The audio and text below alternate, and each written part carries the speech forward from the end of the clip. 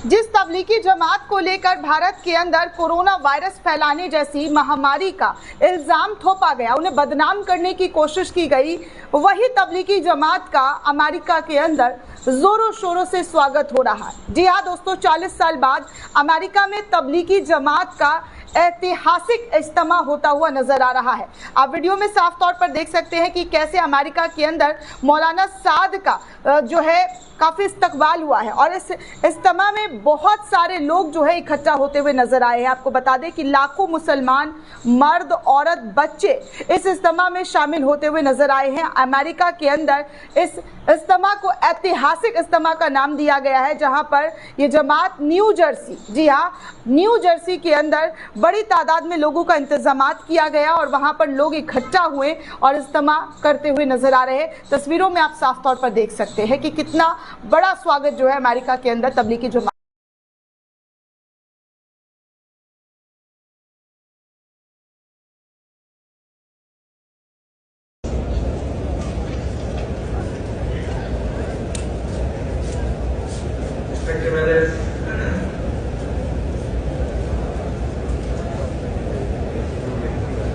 We find that unfortunately our temperament and our mindset